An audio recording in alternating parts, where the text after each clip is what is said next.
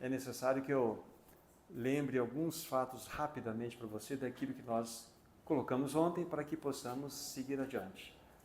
A temática principal é o amor, né, sendo a pedra de toque do cristão. Aí nós rapidamente mostramos para vocês o que eu queria dizer com essa expressão pedra de toque. Nós recorremos ao próprio dicionário que nos ajudou, não é? Então, antigamente, os ourives, para que ele pudesse medir a excelência, a pureza, a qualidade de um metal precioso como o ouro, então ele tinha um caminho que era usar pedras escuras, o ardósio, o jaspe, e sobre essa pedra esse material precioso era colocado, e ali com a combinação de ácidos, a própria pedra escura iria revelar a pureza, a qualidade e a excelência daquele material. Aí, isso também pode ser aplicado figuradamente, que foi o que nós fizemos. Então, para que você e eu possamos ter a nossa fé, de fato, provada, comprovada, ela precisa ser colocada, sobreposta sobre a ardósia celestial, sobre o jaspe celestial do amor. Então, a nossa fé só é genuína se de fato tiver a comprovação do amor. Disse aos meus irmãos que essas duas realidades, fé e amor, necessariamente caminham juntos. Vimos aqui vários textos e há outros mais, nós não vamos recuperá-los, mas fé e amor são inseparáveis.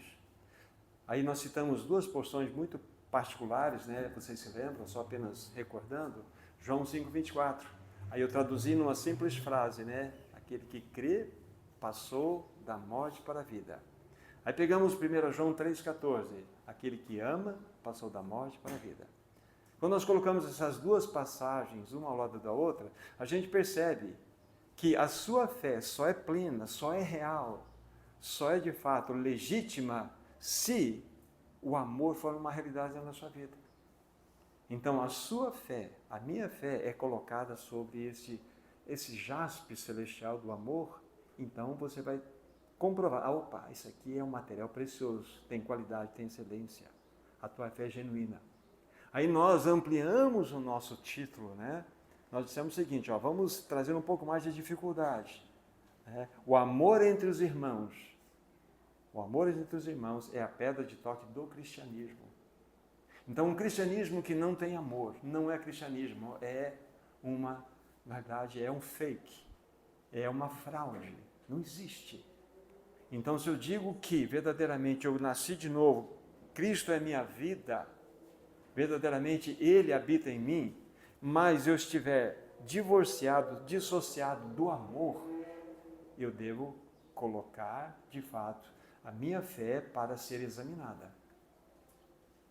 O amor é algo extremamente necessário. Por quê? Porque uma das características de Deus, eu falei de uma das definições de Deus que nós temos na Bíblia, é que Deus é amor. Vocês se lembram das 3 definições ontem, né? E há uma que o nosso irmão fez uma menção aqui na abertura, que aparece lá em Hebreus. Deus é fogo consumidor. Ontem nós não mencionamos, mas nós podemos incluir também esse pensamento. Mas Deus é Espírito quanto à sua natureza, Deus é luz quanto à sua manifestação e Deus é amor quanto à sua essência. Então, se você carrega Deus no coração e eu carrego Deus no coração, aquilo que é dele deve fluir através de mim. Então, apertamos o cinto ontem, mostrando a necessidade de que a nossa fé seja comprovada, testada pelo amor. O amor entre os irmãos. Aí eu disse a vocês que nós somos cercados, e nós somos também, irmãos cactos. Né? Irmãos cactos. Abraçar um cacto não é fácil. Mas é assim que nós somos, e Deus nos une para essa jornada. Os porcos espinhos, quando eles querem de fato sobreviverem no inverno, se eles não se espinharem, não se juntarem, eles vão morrer de frio. Essa é a verdade. O Senhor sabe nos unir. O Senhor sabe fazer com que nós possamos caminhar juntos. Ele sabe. Pensa no time de discípulos de Jesus. Totalmente um contrário ao outro. Então nós vemos, sabe, a maneira como o Senhor lida com aqueles que são totalmente diferentes uns dos outros. E a única forma de se vencer toda essa realidade é através do amor. É através do amor. o amor incondicional de Deus. Aí eu sugeri aos meus irmãos e às irmãs que, de fato, abrissem as gaiolas aí do coração da vida de vocês, rompesse essa portinhola e deixasse voar todas essas aves de mau agouro que estão aí dentro, que são pensamentos, problemas com o irmão, problemas com a irmã, de juízo, de julgamento. Deixa voar. Porque nós, quando não fazemos, isso eu não disse ontem, quero rapidamente ir para entrarmos no encargo de hoje. Todas as vezes que nós mantemos ou vamos manter no nosso coração pensamentos inadequados, falta de perdão, mágoa, amargura, lembre-se, você está dando uma legalidade ao inimigo. Você legitima ele agir na tua vida. Nós estamos num ambiente fechado, aqui. Vamos supor que estivesse uma temperatura extremamente fria lá fora e tivesse uma dessas janelas quebradas aí. Então, o vento externo entraria aqui e tomaria conta de todo esse ambiente. Porque nós demos uma legalidade ao vento externo para entrar e fazer o seu trabalho aqui, e nos esfriar. É assim com a sua vida, com a minha vida. Se você der uma legalidade, você está com a vidraça quebrada. Satanás, ele tem direito de agir em você. Não porque Deus o queira, porque você está dando brecha. Você está legitimando o trabalho dele na sua vida. Então é algo extremamente importante. Por isso que nessa realidade do andar da igreja, é necessário que nós tomemos esse assunto como muito mais do que um estudo bíblico que nós fizemos. Interessante, questão do amor. Não, é algo fundamental. Sem nós exercitarmos o amor entre os irmãos, nós não seremos nunca uma assembleia madura. Nós vamos viver na superficialidade, na hipocrisia. Nós vamos nos abraçar, vamos nos cumprimentar, vamos nos saudar, mas lá dentro, o que está ocorrendo? Então o Senhor deseja verdadeiramente que nós façamos isso. E mais uma pequena fala que eu não disse ontem também. Muitas pessoas, na jornada da sua vida, elas estão trombando constantemente. Por quê? Porque, na realidade, elas vivem olhando pelo retrovisor da vida. O retrovisor no carro é uma bênção. Ele serve para você fazer uma ultrapassagem, para você estacionar, na verdade, para você se guiar. Mas no que tange ao retrovisor da vida, tenta dirigir um carro olhando para o retrovisor. É assim a tua vida. Por que você está olhando para trás? Porque você tem uma coisa lá atrás que precisa ser tratada. Então tem um martelinho da graça, você quebra esse retrovisor através do perdão, através exatamente do tratar desse assunto, para que você possa avançar e não dar legitimidade, legalidade ao diabo. É muito sério isso. Então que nós possamos ser aqueles que colocam a cabeça no travesseiro e dormem. Você não precisa dormir com o algoz que está ferindo o seu coração aí. Abra a gaiola, quebra essa portinhola, deixa voar. O teu coração só pode ser habitado por Cristo Jesus. Cristo Jesus. Então, dentro dessa realidade, o amor é a pedra de toque do cristão, o amor entre os irmãos é a pedra de toque do cristianismo, é fundamental. Se nós queremos ser, de fato, uma assembleia que vai fazer diferença no tempo do fim, a maior necessidade é que essa experiência do amor seja plena. O irmão Belarmino ontem falou comigo sobre Tiago capítulo 2. Lá nos mostra as duas realidades que também caminham juntas, fé e obras. Você tem fé? Então mostra a tua fé. Sem as obras, eu com as minhas obras te comprovarei a minha fé. Então a realidade da sua fé é comprovada pela tua reação a ela, pela tua obra. É a mesma coisa o amor. Você tem fé? Então tá. Então o seu amor é o grande fator de comprovação. É isso. E eu havia citado para você também o pensamento de Andrew Murray e fiz uma leitura e eu separei hoje, até uma anotação aqui, vou ler um pensamento de Watchman Nee sobre amor aos irmãos. Então, abramos aspas aqui. Temos que ver isso diante de Deus. O amor aos irmãos é a evidência da fé. Permita-me repetir que não há outra forma de discernir a veracidade ou a falsidade da fé de uma pessoa. Consequentemente, precisamos encontrar uma maneira de distinguirmos entre a falsa fé e a fé verdadeira. Como indicado na Bíblia, a maneira de fazer isso não consiste em examinar a fé, mas observar o amor. Como João nos mostra, isso julgará a fé. Se a fé for real, haverá amor. A ausência do amor significa a falta de fé. Onde há amor, aí tem que haver fé. Portanto, não se certifique da fé observando a fé. Comprove a fé por meio do amor e então tudo ficará absolutamente claro. Aqui. Desafiador, não é verdade? Se nós queremos levar um cristianismo a sério, nós queremos de fato sermos aqueles que farão a diferença nesse tempo do fim, este é um assunto prioritário. Insisto, a maturidade de uma assembleia ela é vista quando essa realidade do amor ela é tocada, ela é palpável. E você ama o seu irmão não porque ele pensa igual a você, que tem mesmos interesses que os seus. Você ama o seu irmão porque ele é teu irmão ou tua irmã. Por isso. Então nós nos amamos porque carregamos Cristo no coração. As diferenças vão sendo trabalhadas.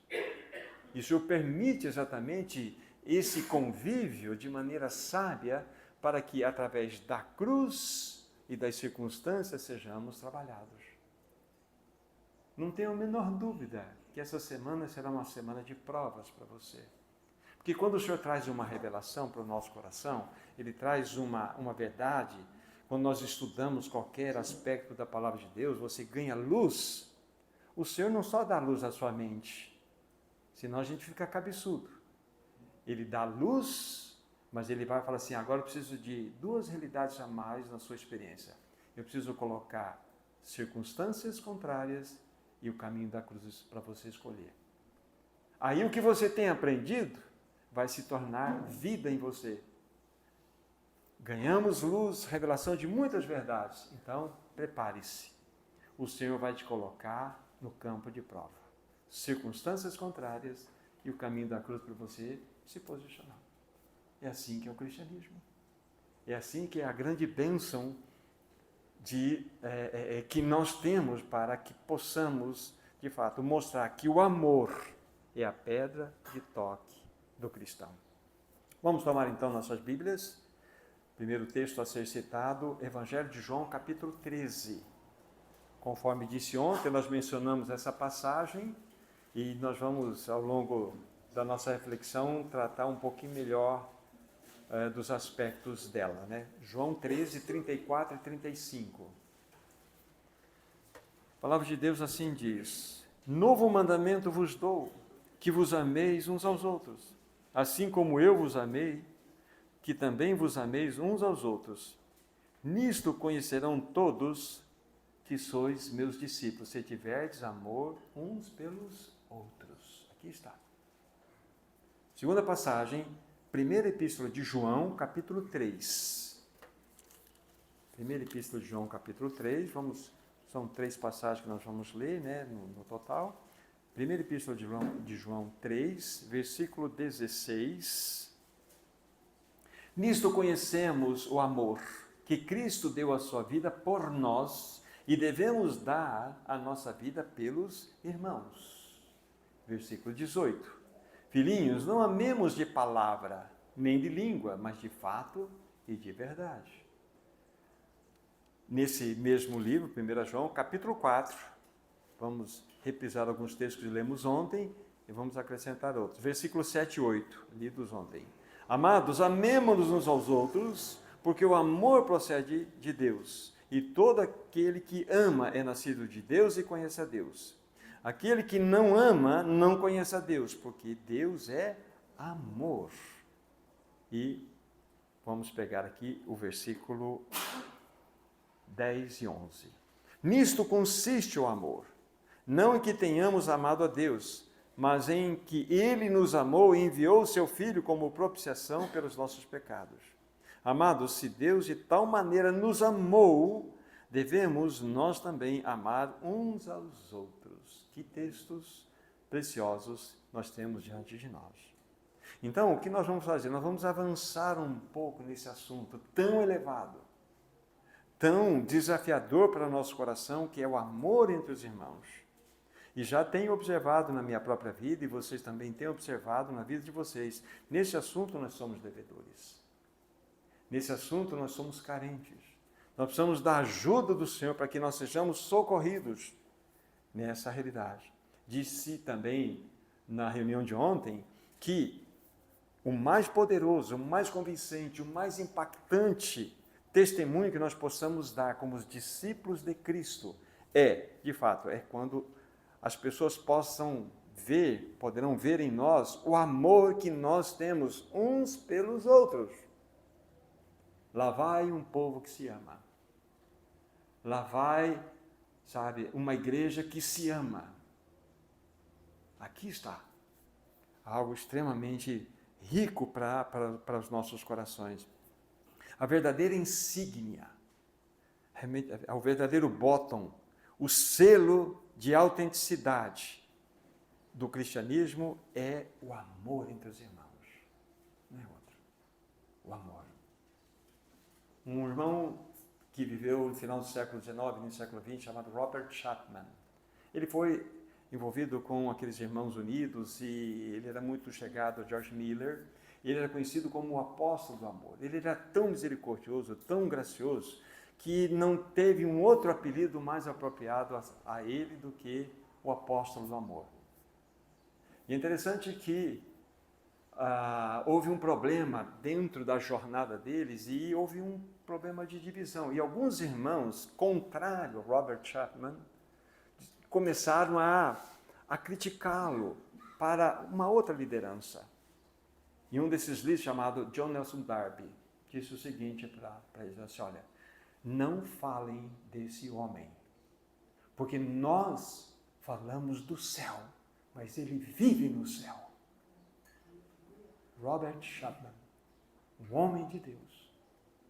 E é interessante que uma carta foi endereçada do país exterior. Só que a pessoa que mandou essa carta não tinha o endereço de Robert Chapman. Escreveu assim, para Robert Chapman, o apóstolo do amor. Chegou na casa dele. Porque a Inglaterra toda conhecia esse homem. Porque ele era o apóstolo do amor. Como nós precisamos de não ter um apóstolo aqui, dois ali, mas uma igreja de amor. Lá eu conheço um grupo, eles se amam. Essa é a realidade. Nós precisamos, a igreja precisa de um novo batismo do amor. George Whitefield, um dos grandes avivalistas do século XVIII, juntamente com John Wesley, juntamente com William Grimshaw e tantos outros, certa feita ele pregava em aberto, ele tinha um vozeirão e num lugar extremamente amplo, então tinha uma multidão de pessoas ouvindo, de repente ele para e todo mundo fica olhando para ele, ele vai e fala assim, ele está aqui. Ele está aqui. O Espírito Santo desceu com tanta força naqueles irmãos que uma onda de amor tomou conta daqueles irmãos. Ele está aqui. Como nós precisamos disso, não é verdade, irmãos? Que o Senhor nos livre de nós mesmos. Nós somos sentados no nosso próprio ego. Nós vivemos em função de nós mesmos. Como disse ontem, nós vivemos numa sociedade narcisista, materialista, hedonista. Tudo voltado para si, tudo voltado para o prazer. Mas a palavra de Deus nos mostra outros desafios que nós devemos ter. Então, a verdadeira, de fato, insígnia do cristão é exatamente esse amor que nós possamos nutrir. Num dos textos que nós vamos depois desenvolver de maneira mais ampla, é o texto do Evangelho de João. Novo mandamento vos dou. Mas que novo mandamento é esse? Já não tem um monte aí que o Senhor nos deu, mas ele vai falar de um novo mandamento, que nós devemos amar uns aos outros como ele nos amou. Isso que, de fato, nós vamos verificar o que significa. O amor é a mais elevada virtude que nós possamos carregar no nosso coração. Vamos ver algumas passagens agora que vão nos mostrar exatamente como que a Bíblia fala a respeito da importância dessa realidade do amor. Primeira passagem, 1 Coríntios capítulo 8, versículo 1. 1 Coríntios capítulo 8, versículo 1. Texto conhecido dos irmãos, onde nós temos assim descrito a palavra. No que se refere às coisas sacrificadas a ídolos, reconhecemos que todos somos senhores do saber. Aí, essa é a primeira parte do texto. Agora, a segunda parte que é importante para nós. O saber ensoberbece, mas o amor edifica. A ciência incha, mas o amor edifica. Entende? Não adianta nós termos uma cabeça grande e um coração pequeno. Nós precisamos ter, na realidade, o que? Toda a compreensão das realidades da palavra de Deus, mas estas realidades precisam ser traduzidas em amor, em realidade. Essa é a primeira passagem. Uma segunda passagem em Colossenses, capítulo 3, versículo 14. Veja como nós temos várias menções bíblicas a respeito dessa tão gloriosa realidade que é a questão do amor. Então, Colossenses, capítulo 3, versículo 14. Olha que texto precioso. Acima de tudo isto, porém esteja o amor, que é o vínculo da perfeição. Não é a graça, não é a misericórdia, não é a bondade, é o amor, é o vínculo da perfeição. Então, como a palavra de Deus, ela nos desafia, mostrando essas passagens. Vamos pegar mais uma passagem aqui. Vamos para 1 Coríntios, capítulo 12, por favor. 1 Coríntios, capítulo 12. 1 Coríntios, capítulo 12, versículo 31, inicialmente.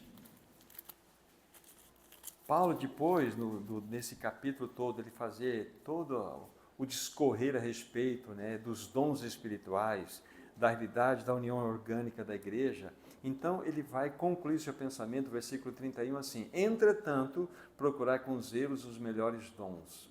E eu passo a mostrar-vos ainda um caminho sobremodo excelente.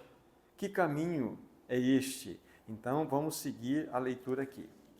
13, versículo 1.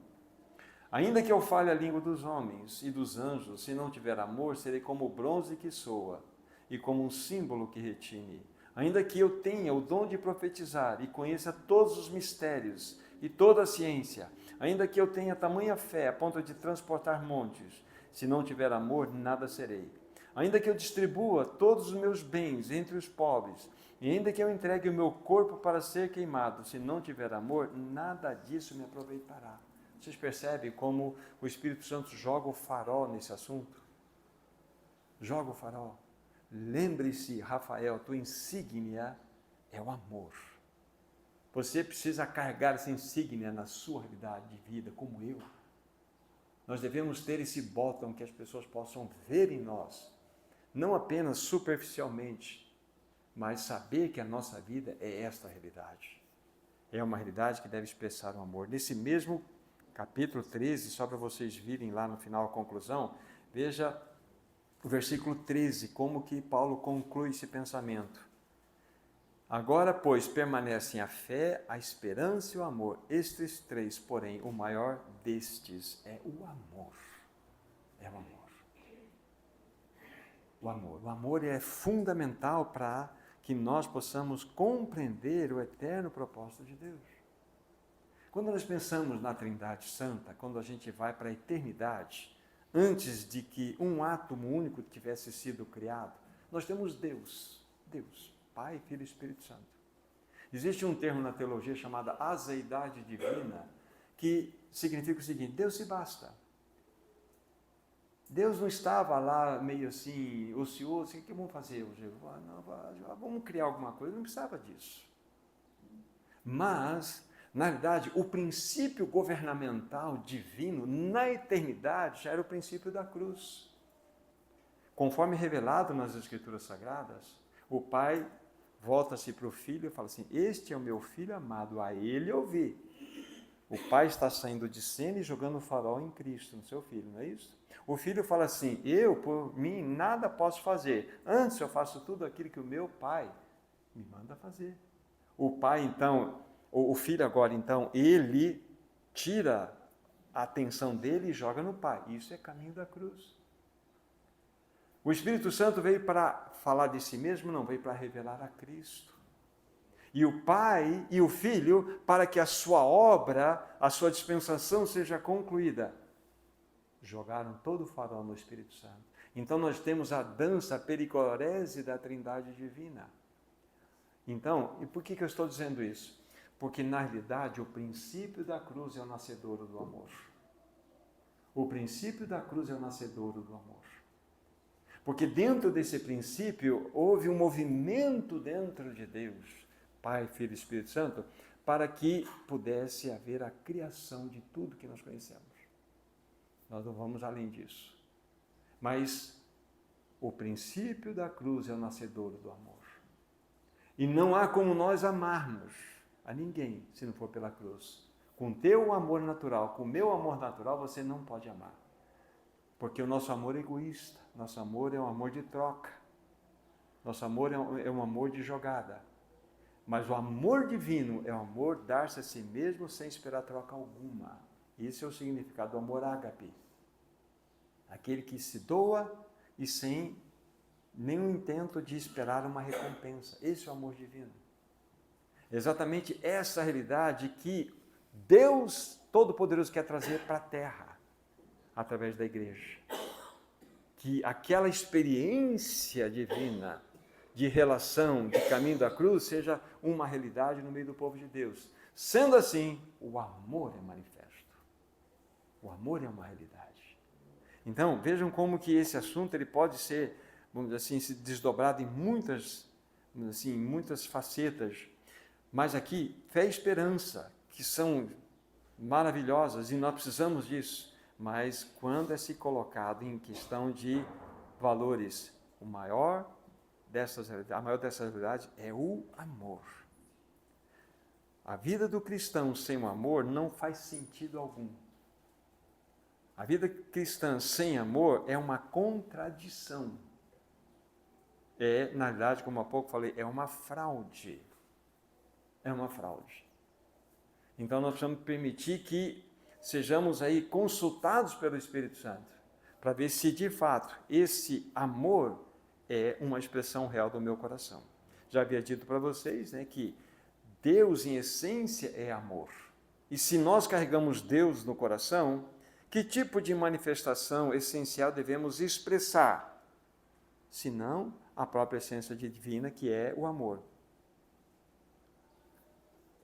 O amor é a ardósia celestial, é o jaspe celestial que evidencia que a tua e a minha fé são realidades genuínas. Voltem para 1 João, por favor, no capítulo 4. 1 João, capítulo 4.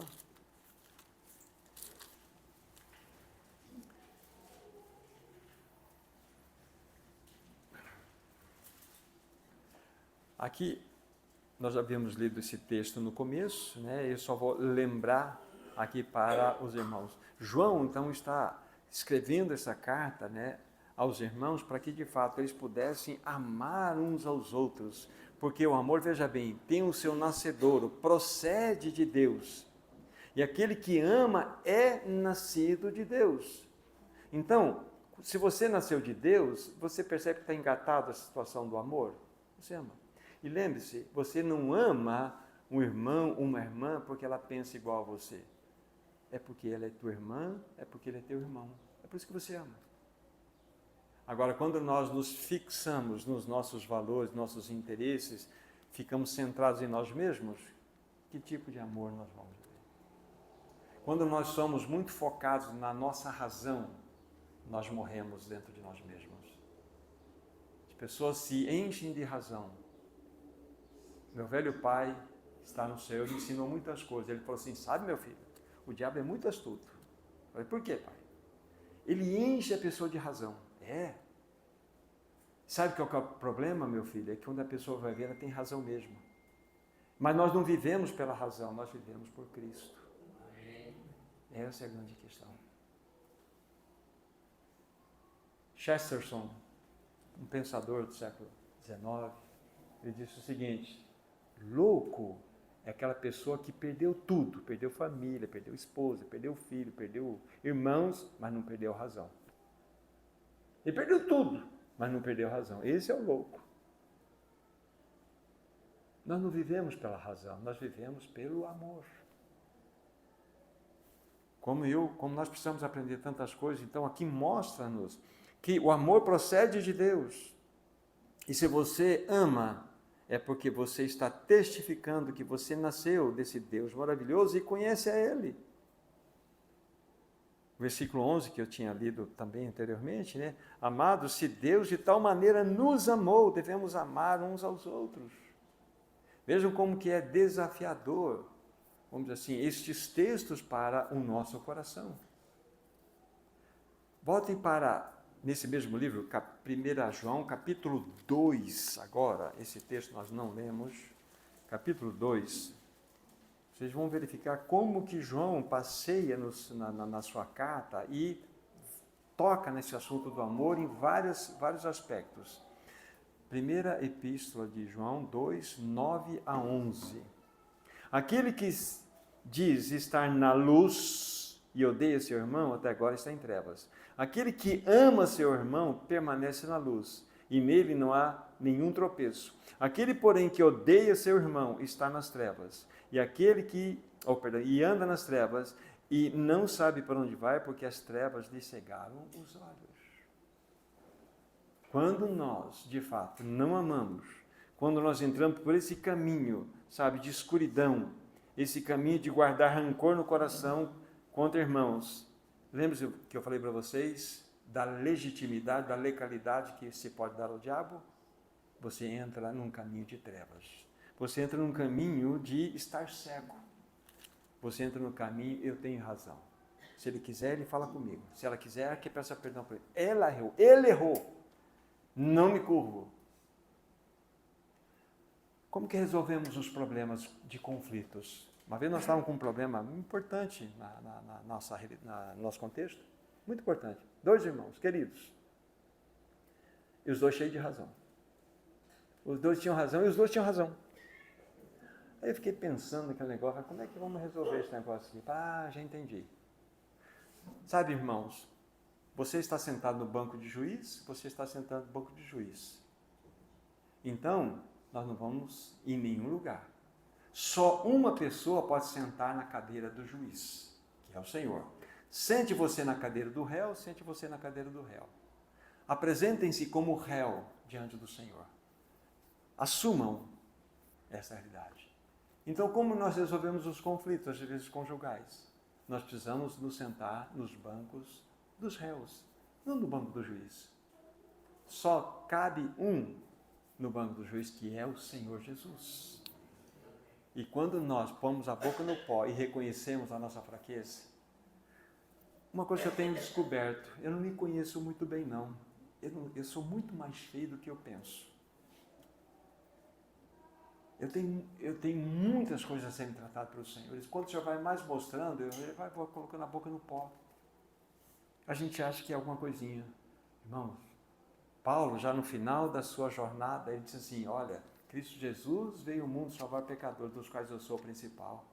Isso não é figura de linguagem, não, isso é realidade.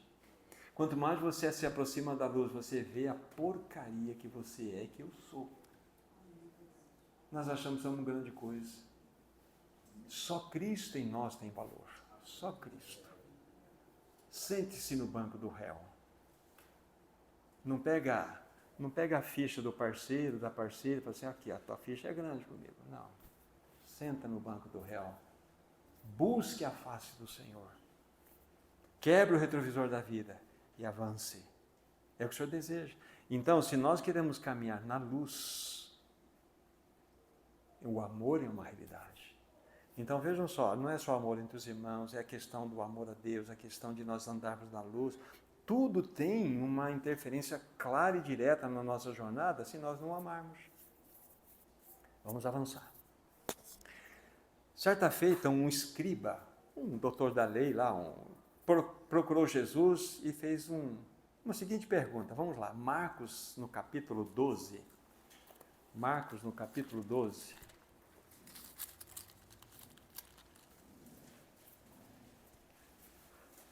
28 a 31. Olha que interessante aqui a consideração desses escribas, desses escritores aí, esses que cercavam Jesus. 12, Marcos 28 a 31. Chegando um dos escribas, tendo ouvido a discussão entre eles, e vendo como Jesus lhes houvera respondido bem, perguntou-lhe, qual é o principal de todos os mandamentos? Respondeu Jesus, o principal é, ouve, ó Israel, o Senhor nosso Deus é o único Senhor. Amarás, pois, o Senhor teu Deus de todo o teu coração, de toda a tua alma, de todo o teu entendimento e de toda a tua força. E o segundo é, amarás o teu próximo como a ti mesmo. Não há outro mandamento maior do que estes, palavras de Jesus. Olha que interessante essa passagem. Esses dois mandamentos, os quais o Senhor Jesus se referiu aqui, que é o amarás, pois o Senhor teu Deus de todo o teu coração, toda a tua força, teu entendimento, etc., e amar o teu próximo como a si mesmo, então você vai encontrá-los, só para registro, Deuteronômio 6:5 e Levítico 19:18, onde vocês vão encontrar esses dois mandamentos, amor a Deus e amor ao próximo. Então, é interessante nós pensarmos aqui, de acordo com Jesus, esses dois mandamentos resumem toda a lei de Deus. Pois vamos ver um texto sobre isso. Todo mundo. Então, o que nós podemos aprender? Quando você ama a Deus de maneira plena, completa, e ama o seu próximo como a si mesmo, segundo o texto aqui, você está cumprindo os 10 mandamentos. É o que Jesus está nos mostrando aqui. Agora, como que nós podemos entender melhor isso aqui? Quando Jesus disse estas palavras, quando ele mencionou essas palavras, Jesus ele dividiu os 10 mandamentos em dois grupos, em duas seções muito claras. Se você quiser depois estudar, isso é Êxodo 20, de 1 a 17. Nós não vamos lá. Êxodo 20, de 1 a 17, tem toda a descrição lá. Então Jesus pegou os 10 mandamentos e dividiu em dois grupos. Um grupo de 4 mandamentos e um grupo de 6 mandamentos. Na realidade, o que o Senhor Jesus quer mostrar para nós? Que os 4 primeiros mandamentos falam do nosso relacionamento com Deus. E os últimos 6 mandamentos falam do nosso relacionamento com o nosso próximo. Então, quando você vai lá em Êxodo, você vai lá assim, encontrar, amarás, pois, o Senhor teu Deus de todo o teu coração, né? De todo o teu coração, de toda a tua alma, de toda a tua força, de todo o teu entendimento. Primeiro mandamento. Depois, diz lá, não terás imagem, não farás para ti imagem de escultura, não terá outros deuses diante de ti. Segundo mandamento. Não tomarás o nome do Senhor teu Deus em vão. Terceiro mandamento. Quarto mandamento. Lembrarás do dia do Senhor para o santificar. 4 mandamentos. Esse é a realidade da relação nossa para com Deus. Mas dos 6 últimos mandamentos, o primeiro que seria o quinto, né? Honra teu pai e tua mãe, não é isso? Não matarás, não adulterarás, não furtarás, não dirás falso testemunho, não cobiçarás. Então, esses 6 últimos mandamentos resumem para nós o que Jesus disse lá, amarás teu próximo como a ti mesmo. Por exemplo, quando a gente pensa assim, honrar pai e mãe, então você respeita pai e mãe. Isso aqui é mais amplo, você respeita o teu cônjuge, você respeita aqueles que estão próximos de você. Não matarás, você respeita a vida do próximo. Não adulterarás, você respeita a honra do próximo. Não furtarás, você respeita os bens do próximo. Não dirás falso testemunho, você não difama o próximo. Não cobiçarás. Então, você não cobiça absolutamente nada, não anseia nada daquilo que é do teu próximo. Então, o Senhor Jesus resumiu todos os 10 mandamentos nesses dois. O amarás por Senhor teu Deus e amar o teu próximo. Como ele disse para nós, não existe outro mandamento maior do que estes. Aí, quando você vai, por exemplo, para o livro de Romanos, no capítulo 13, versículo 8 a 10, você tem exatamente essa descrição que eu acabei de falar para vocês. Romanos 13, de 8 a 10.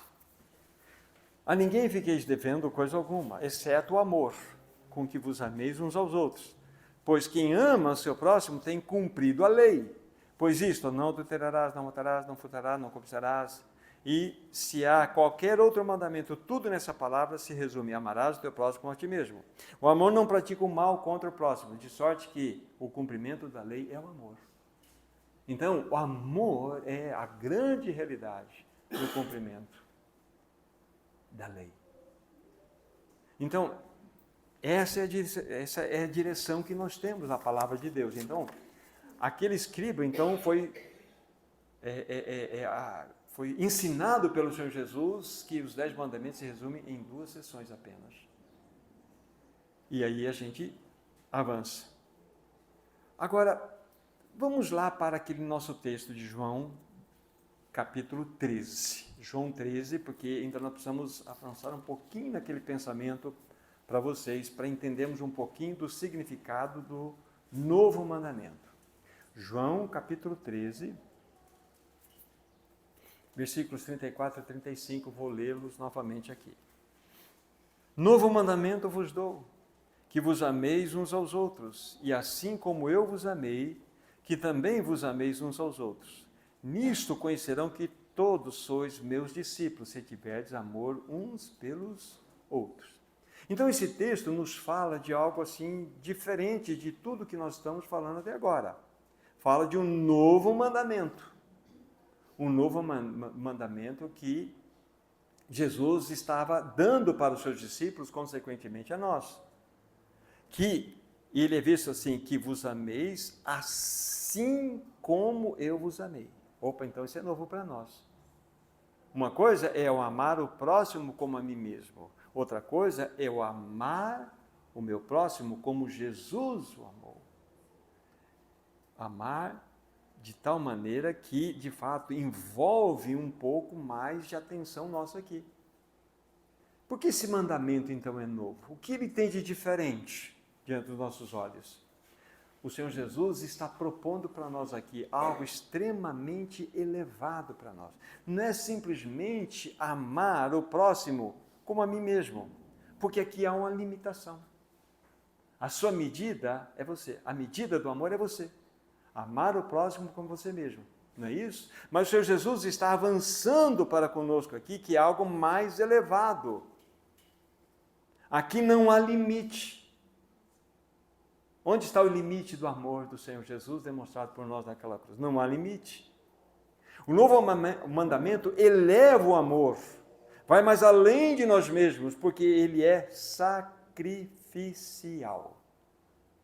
Então nós estamos dando um pulo a mais, um salto a mais de tudo que estamos falando aqui, que o amor é a pedra de toque do cristão. Então, esse amor, em tudo aquilo que já foi falado, ele precisa também ter essa carga, esse peso sobre as nossas vidas. Que ele precisa ser um amor sacrificial. Por isso que é um novo mandamento. É um novo mandamento porque ele é colocado aqui de uma maneira impressionante. Vejam, vamos rapidinho para 1 João, capítulo 3, esse texto nós não lemos, eu penso, 3, versículo 16. 1 João 3, verso 16. Acho que nós lemos ontem. Mas olha só como ele cabe perfeito para nós aqui agora. 1 João 3, 16. Nisto conhecemos o amor, que Cristo deu a vida por nós. Devemos dar a nossa vida pelos irmãos. Aqui já é um outro tipo de amor, o amor sacrificial. É impressionante isso. A base do novo mandamento está no glorioso fato de que Cristo nos amou e se entregou por nós naquela cruz. Essa é a base. Esse é o fundamento do amor. Ele nos amou e se entregou por nós. Efésios, mexendo na Bíblia hoje, né? Efésios, capítulo 5. Efésios, capítulo 5, para nós darmos passo a passo aqui, para entendermos. Versículo 2, Efésios 5, 2, nos mostra claramente uma verdade muito importante. Efésios 5, 2. E andai em amor, como também Cristo nos amou e se entregou a si mesmo por nós, como oferta e sacrifício a Deus em aroma suave. E tantas verdades lindas que temos aqui.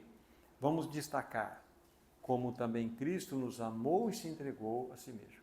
Pergunta: por que esse texto não está invertido? Como também Cristo se entregou por nós e nos amou.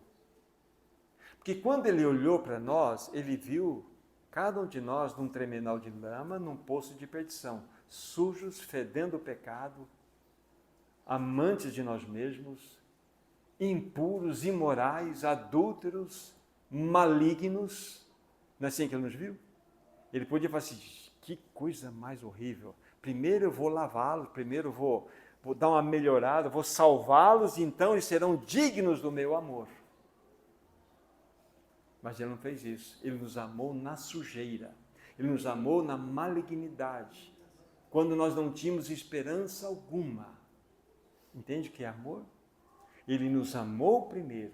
E então ele se entregou por nós. Ele poderia inverter.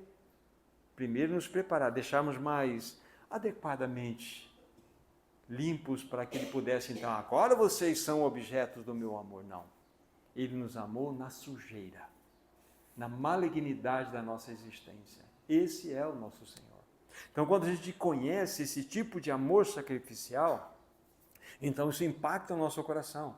Por isso que esse novo mandamento está nesse glorioso fato que Cristo nos amou e se entregou por nós naquela cruz. Agora nós entendemos porque está nessa ordem aqui. Ele, o Senhor Jesus, nos amou muito mais do que ele amou a si mesmo.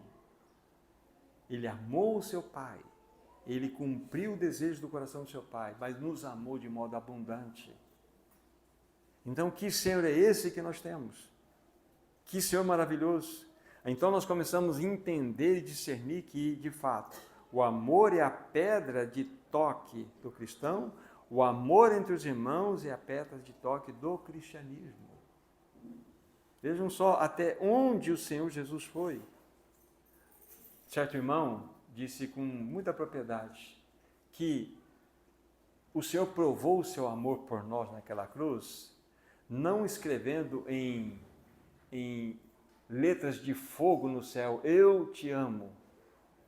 Não, ele provou o seu amor quando ele marchou de maneira resoluta, com grande valentia para aquela cruz, e se entregou para que ele morresse, naquela entrega, morresse morte de cruz, e ali está a maior declaração de amor desse universo. Ali está o eu te amo mais poderoso desse universo. Parece-nos que o infinito chegou no finito. Será que existe uma expressão de amor maior do que esta? Parece que nós chegamos a um limite, Não, não tem. É o amor que Cristo demonstrou por nós naquela cruz. Esta é a realidade. Este é o grande amor com o qual fomos amados. E a Bíblia fala que assim como Cristo deu a vida por nós, devemos dar a nossa vida pelos irmãos. Pelos irmãos cactos também. Dar a vida por aquele irmão legalzinho, irmã legalzinha, é fácil, não é? Mas dar a vida, ou se entregar, ou fazer o bem para o irmão, para a irmã cactus, é mais custoso. Por isso que amor, ele é inseparável da cruz. Você só pode amar por causa da cruz. Porque a realidade da cruz é uma experiência que cada um de nós deve ter constantemente na nossa jornada. Esta é a essência do novo mandamento que Jesus nos deu. Amar como ele amou. Aí ele diz assim: assim vocês serão conhecidos como meus discípulos. Então, aí, como nós somos conhecidos? Como as pessoas nos conhecem? Quando elas nos tocam, o que elas veem em nós? Esse é o grande desafio que está no meu coração, no seu coração. Quando a gente olha para a própria experiência do Senhor Jesus Cristo, que há muitas descrições nas Escrituras Sagradas, como que Ele amou? Pensa nos discípulos dele. Algumas lembranças aqui. Eles discutiam, isso já próximo à prisão, julgamento e morte de Cristo. Eles discutiam entre eles quem era o maior. Quem era o maior entre eles? Tiago e João, com a ajuda da mamãe, foram diante do Senhor Jesus pedir para que um dos seus filhos pudesse sentar à direita ou outra à esquerda. Olha o coração deles. Pedro negou. Aí o que diz João 13, versículo 1? Tendo amado os seus, amou-os até ao fim. Olha quem que ele está amando. Somos diferentes, né? Somos totalmente diferentes desse Senhor. Mas Ele deseja que esta realidade possa ser provada por nós, possa ser experienciada por nós, que as pessoas possam tocar esse amor em nós. Então vejam só, o time de Jesus, e Ele foi até o fim. Ele amou de maneira resoluta. João 15, 13... está escrito assim lá: ninguém tem maior amor do que este, de dar a alguém a sua vida em favor dos seus amigos. Mas pera lá, amigos? Vocês conhecem um texto de Zacarias? Me ocorreu agora, capítulo 13. Zacarias, capítulo 13. Zacarias, capítulo 13, versículo 6. Isso corrobora com João 15, 13. Ninguém tem maior amor do que este, do que aquele que dá a sua vida em favor dos seus amigos. Olha o que diz Zacarias 13, versículo 6. Se alguém lhe disser: que feridas são estas em tuas mãos? Responderá ele: são as feridas com que fui ferido na casa dos meus amigos. Esse é o teu Senhor Jesus, Nara. Ele foi ferido na casa dos meus amigos. Jesus, ajuda-nos. Não é impressionante isso? Então, essa realidade do amor é algo que nós precisamos tê-la no nosso coração, para que nós sejamos conhecidos pelo amor. Que a assembleia na qual nós caminhamos juntos, essa assembleia possa ser conhecida pelo amor. A começar muito antes mesmo daqui, nos nossos lares. Entre os cônjuges, entre os pais e filhos, entre os filhos, entre relacionamentos. E aqui. Aliás, há 4 movimentos de amor muito importantes que a gente identifica na Bíblia. O primeiro movimento de amor é o vertical. É o vertical. Você só pode amar a Deus porque você foi amado primeiro. Nós amamos porque Ele nos amou primeiro. Então, o primeiro movimento de amor é o vertical. Mas os outros 3 movimentos de amor, eles são horizontais. Uma vez que eu desfruto desse amor, esse amor então ele precisa ser canalizado, eu preciso amar a minha família, manifestar o meu amor na realidade de relacionamento conjugal, com os filhos. A segunda demonstração de amor é entre os irmãos, é horizontal também. E a terceira, que a igreja tem falhado gritantemente, é o amor pelos perdidos. Então, esses 4 movimentos de amor não podem ser desprezados. Nós precisamos olhar que eles precisam ser uma realidade de experiência na nossa jornada. Nós não vamos ampliar muito o assunto, mas eu quero dizer rapidamente para vocês. Certa feita, um doutor da lei perguntou para Jesus o que ele deveria fazer para herdar a vida eterna. E tabularam uma conversa lá: cumpre os mandamentos. Eu estou fazendo isso desde a mocidade. Pô, esse cara é legal. Aí Jesus falou assim: olha, os dois, amar o Senhor teu Deus de todo o coração e amar o teu próximo como a ti mesmo. Aí o cara: opa, próximo, mas quem é o meu próximo? Está lá em Lucas 10, 25 a 37. Aí Jesus conta a história do bom samaritano, fazendo todo o discorrer da história lá. Então, nós não vamos entrar nesse mérito, mas é a pergunta, quem é o nosso próximo? Nesse sentido. Aí você começa a olhar, por exemplo, a palavra de Deus, e pega Marcos capítulo 1, do versículo 40 em diante, lá tem a experiência daquela cura que o Senhor exerce daquele leproso.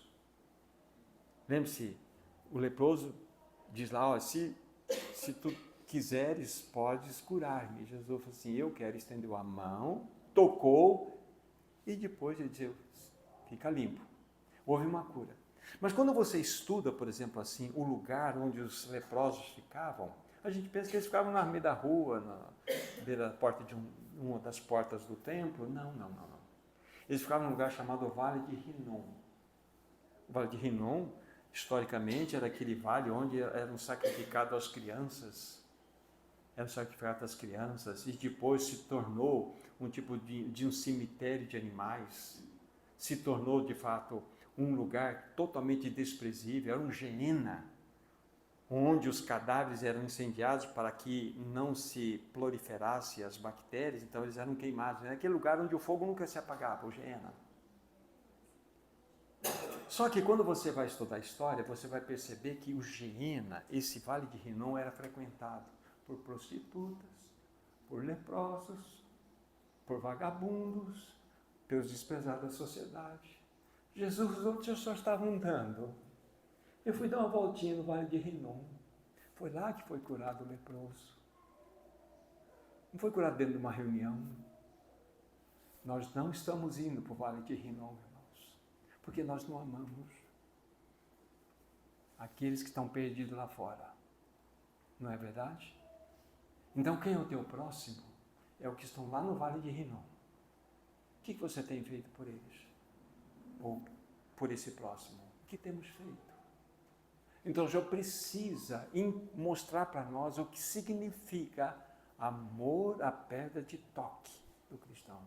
Amor aos irmãos à pedra de toque do cristianismo.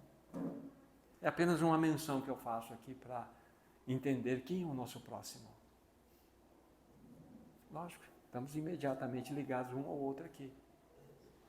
Mas o próximo de Jesus estava lá no Vale de Rinom. E tem outros movimentos aqui que a gente vê. Como que nós vamos viver? Então, o Senhor precisa, de fato, despertar nossos corações acomodados no nosso cristianismo, para que nós possamos avançar, queridos irmãos, nesse assunto tão importante, que é amor aos irmãos, amor também ao próximo, como disse a vocês, fortalecer nosso amor celestial, nosso amor familiar. O Senhor precisa nos sacudir nessa realidade. Por fim, a gente vai verificar que o Senhor Jesus, então, dentro dessa realidade de mostrar para nós um novo mandamento, a gente vai perceber que Ele deu a sua vida por nós quando nós éramos inimigos dEle. Ele não se poupou, Ele desceu da sua glória. Ele se esvaziou, Ele se humilhou até a morte, morte de cruz. Pega então a última passagem de Filipenses, no capítulo 2. Filipenses, capítulo 2, de 6 a 8. Filipenses 2, 6 a 8 diz assim: Pois ele, subsistindo em forma de Deus, não julgou como usurpação o ser igual a Deus. Antes a si mesmo se esvaziou, assumindo a forma de servo, tornando-se semelhança de homens, e reconhecido em figura humana. A si mesmo se humilhou, tornando-se obediente até morte, morte de cruz. Jesus suportou escárnios. Jesus suportou todas as contradições, todo o flagelo, por amor a você. Isto chama-se amor sacrificial. Jesus suportou o próprio abandono do Pai, quando ele clamou, Deus meu, por que me desamparaste? Por amor a você. É esse tipo de realidade que nós devemos pensar. Isso significa, o novo mandamento eu vos dou, que vos ameis uns aos outros, assim como eu vos amei. Assim vocês serão conhecidos como meus discípulos. É deste modo que, pela graça de Deus, nós precisamos amar os nossos irmãos. É verdade. Uma coisa que eu tenho que destacar para vocês. A morte de Cristo foi vicária, única, inigualável, inimitável. Nenhum de nós pode provar esse tipo de morte. Mas nós devemos amar o nosso próximo e considerá-lo superior a nós mesmos. Essa é a grande verdade. E a colheita será, a partir desse amor sacrificial, que seremos conhecidos como aqueles que são seus verdadeiros discípulos. Quando nós nos amarmos, quando amarmos uns aos outros, a igreja ela vai impactar a sociedade onde vive, quando essa realidade do amor for demonstrada.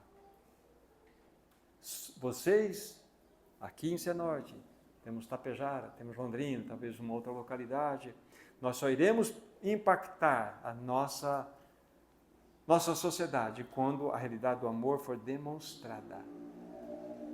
Começa no seu coração, abra a gaiola, deixa esses pássaros de mau agouro ir embora. O amor entre os irmãos é a característica principal de uma assembleia madura e saudável. O amor. Onde não há amor, a assembleia é doente, é uma assembleia enferma, não avança, sempre está se arrastando. E Satanás, que encontrou legalidade nessa assembleia, a mantém em escravidão. Não é? Então nós não podemos cair nesse erro de permitir essas brechas. Somente o genuíno amor entre os irmãos tem o poder de expulsar a hipocrisia, as competições, as críticas, as maledicências e as contendas de uma assembleia. Somente o amor. O amor pode. O avivamento não virá sem que haja um batismo de amor na igreja. E nós estamos distantes dessa realidade. Nós precisamos ser visitados em nossos corações individuais e coletivamente falando também. Estou concluindo. Francis Schaeffer, um dos grandes filósofos do século XX, grande irmão, ele diz que a maior necessidade do povo de Deus é de viver uma vida de demonstração. Mas ele vai mais adiante, ele diz assim, ele diz que o amor é a apologética final. Irmãos, nós não seremos conhecidos como os discípulos de Jesus pela nossa boa ortodoxia, pelas nossas reuniões, pelo nosso discernimento espiritual, pelas nossas boas obras. Seremos conhecidos como seguidores do Senhor quando amarmos uns aos outros. O amor é a apologética final, a defesa da fé final do cristianismo. Quero concluir dizendo que a evidência máxima de que nós somos nascidos de Deus, nascidos de novo, e que somos discípulos do Senhor, é o amor ao próximo, é o amor ao irmão. Novo mandamento vos dou, que vos ameis uns aos outros, assim como eu vos amei. Aqui está o grande desafio. Nós precisamos do socorro do Senhor. Então, que cada um de nós considere essa palavra no coração. Com seriedade. Sou um discípulo de Jesus? Amo meu irmão? São perguntas que nossos corações precisam responder. Vamos orar, que o Senhor nos socorra. Amado Cordeiro de Deus, por tua bondade, ajuda-nos a expressar a tua natureza de amor. Quebra a dureza do nosso coração, para que dele possa fluir o teu glorioso e doce amor. Ah, doce Cordeiro de Deus, nosso amado Jesus, é o que nós te pedimos para a glória do nosso Deus e Pai. Amém, Senhor. Amém. Deus abençoe a todos.